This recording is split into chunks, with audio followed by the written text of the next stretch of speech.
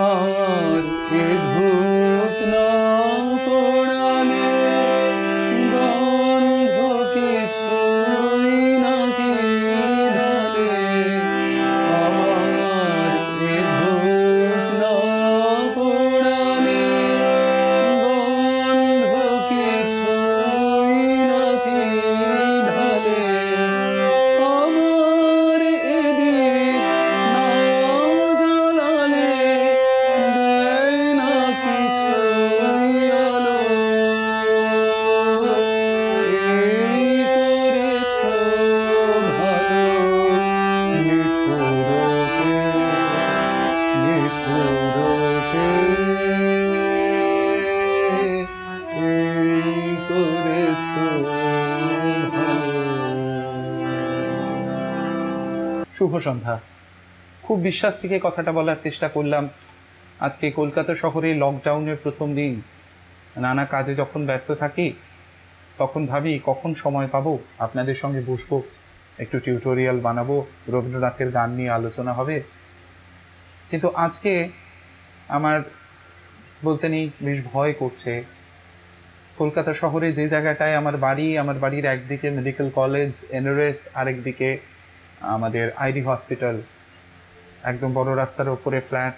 সারাক্ষণ শুনছি খালি হুটার বাজিয়ে একের পর এক অ্যাম্বুলেন্স চলে যাচ্ছে। আমরা জানি না আগামী কয়েকদিনে কি হবে। সেই জন্যই হয়তো আজকে যখন আপনাদের সামনাসামনি বসলাম, বসন্তকালে একটা পূজার গান গাইবার খুব ইচ্ছে হলো। আমি সাধারণত ভীষণ বসন্তকালে বসন্তের গানগুলো করার পক্ষপাতী, বর্ষায় বর্ষার গানগুলো করার পক্ষপাতী। সুতরাং বসন্তের দিনগুলো খুব দামি আমাদের কাছে রবীন্দ্রনাথের বসন্তের গানগুলো করার জন্য। এই বসন্তটা বোধহয় একটু আলাদা। সারা কলকাতা শহর শুনশান হয়ে গেছে। এবং আমার ফেসবুক পেজে যারা আছেন তারা দেখেছেন, ফেসবুকে যারা আন্দোলন করছিলেন লকডাউনের জন্য, তাদের দলে আমিও ছিলাম। আমিও বারবার বলেছি যত শিগগিরই সম্ভব লকডাউন করা দরকার। আজকে যখন সেই লকডাউনটা হয়েছে, আমি আমার পরিবার নিয়ে শঙ্কিত। এই রকম প্রচণ্ড শঙ্কা, প্রচণ্ড ভয়। এই সময় তো আমরা ঈশ্বরের কাছে যাই, এইটা আমার ঈশ্বরের কাজ, এগুলো আমার ঈশ্বরের মন্ত্র। সেই মন্ত্র নিয়ে চলুন আজকে আমরা কিছুটা সময় কাটাই। আজকে আমি এই গানটা এই টিউটোরিয়ালের শুরুতে, ছোট টিউটোরিয়ালগুলোর শুরুতে যেমন পুরোটা করে দিই, আমি করে দিচ্ছি না। আপনারা হয়তো খেয়াল করেছেন স্বরলিপি পাঠের জন্য কম লয়ে পুরো গানটা নিখুঁত স্বরলিপি ওয়াইজ গিয়ে আমি কিছু ভিডিও আপলোড করছি। এই গানটারও সেই রকম একটা ভিডিও আমি তৈরি করব এবং কোথাও এখানে দিয়ে দেবো একটা কাট করে। আজকে ভিডিওটার স্বরলিপি নিয়ে আমরা একটু আলোচনা করি। চলুন। এই করেছো ভালো নিঠুর হে, এমন কল্যাণে একটা বহুশ্রুত গান, একতালে আছে, দাদরায়ও গান অনেকে, বহুশ্রুত গান। এটা একটা সমস্যা।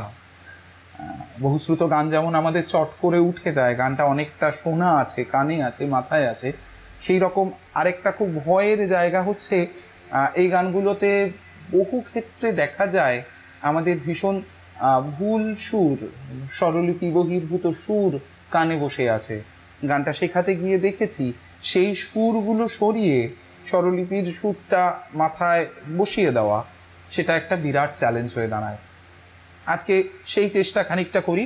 1910 সালে রচিত একটা গান, ইমন কল্যাণ, আগেই বললাম, মধ্যযুগের গান। পরবর্তী ভিডিওয়ে আরও ডিটেল আলোচনা করার ইচ্ছে রইল, এখানে ছোট্ট করে বলে রাখি। এই মধ্যযুগের গানগুলোর মূল বৈশিষ্ট্যটা হচ্ছে রাগরাগিনীর যে কাঠামোটা সেটা অবিকৃত রইল। ইমনকে ইমন, ইমন কল্যাণকে ইমন কল্যাণ, পূর্বীকে পূর্বী, ভূপালীকে ভূপালী বলে চেনা গেল বটে, কিন্তু রাগরাগিনীর গ্রামারের যে রিজিডিটি, যে নিয়মের ব্যাকরণের বেড়াজাল, তাকে আর মানলেন না রবীন্দ্রনাথ। সেই অর্থে এই গানগুলোকে রাগ আশ্রয়ী গান বলা যেতে পারে। গীতাঞ্জলি পর্বের গান এগুলো। এরা ইমন কল্যাণের মেজাজটা নিয়েছে, ইমন কল্যাণের কাঠামোটা নিয়েছে, কিন্তু গানটায় যে ভাবটা প্রকাশিত হয়েছে সেটা কিন্তু কবির কাব্যের অন্তর্ভুক্ত ভাব। এই করেছো ভালো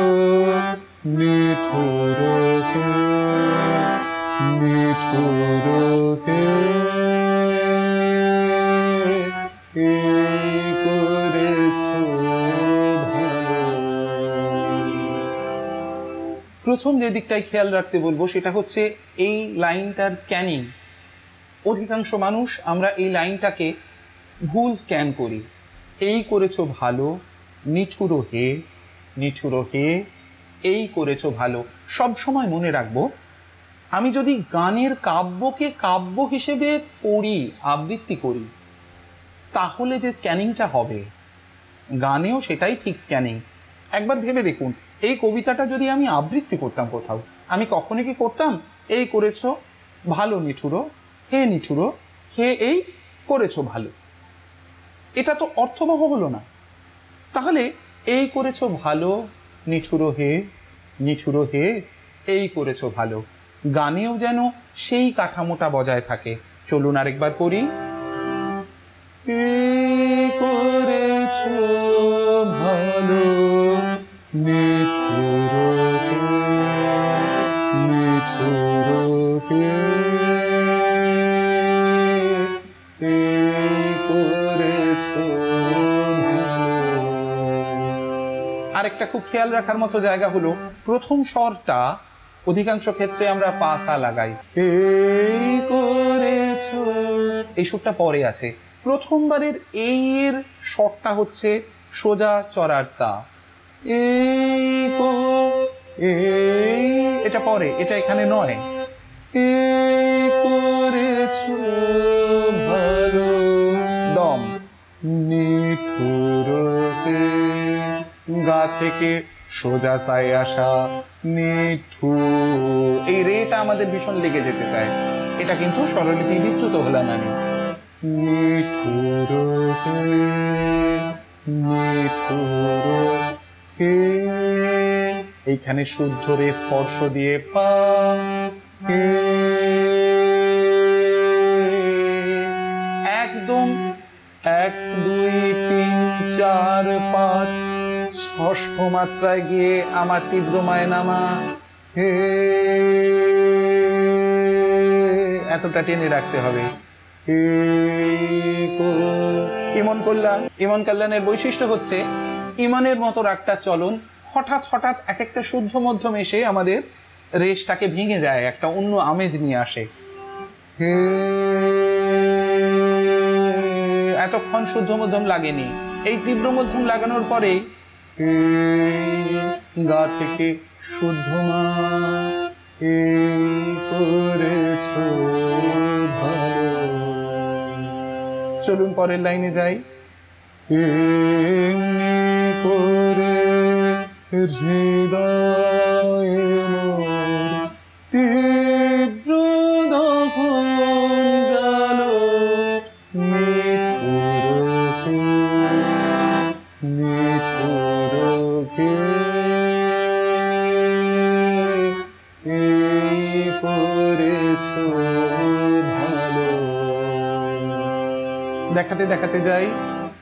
এমনি গায়ের পরে তীব্র মা পা জোড়া স্বর আছে, এমনি মিড় দিয়ে অনেকে যাই, এখানে মিড়ের কোনো জায়গা নেই, এই জোড়া স্বরটা লাগাতেই হবে।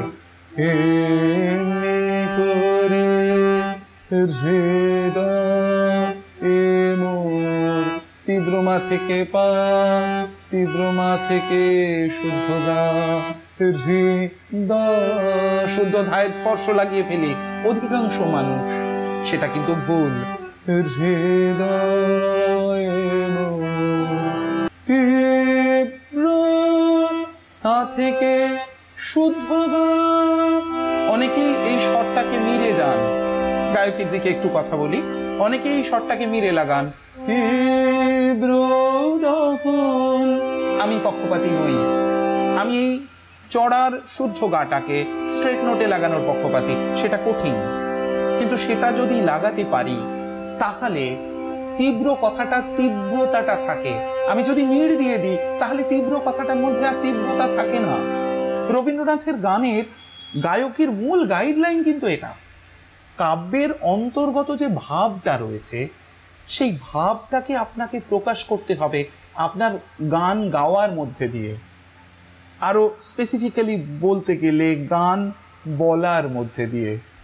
কবির কাব্যের অন্তর্নিহিত ভাবকে আপনাকে সুরের সাহায্য নিয়ে কথার মাধ্যমে প্রকাশ করতে হবে। এমনি করে হৃদয়ে মোর তীব্র দহন জ্বালো নিঠুর সা রে গা। শুনতে খুব সহজ লাগে, কিন্তু স্ট্রেট নোটে এই নোটগুলো যত্ন করে লাগানো এবং গানটা উঠে গেলে হারমোনিয়ামের সাহায্য না নিয়ে তানপুরায় এই স্বরগুলো লাগাতে পারা, এটা একটা বিরাট বড় চ্যালেঞ্জ। তীব্র দহন জ্বালো নিঠুর হে নিঠুর হে এই করেছো ভালো। এরপর আবার গানের প্রথম লাইনে ফিরতে হবে। এই করেছো ভালো নিঠুর হে নিঠুর হে এই করেছো ভালো। এইখানে অবসান চিহ্ন, অর্থাৎ যে অবধি গান গেয়ে আমরা পরবর্তী তুক অর্থাৎ অন্তরায় যাব।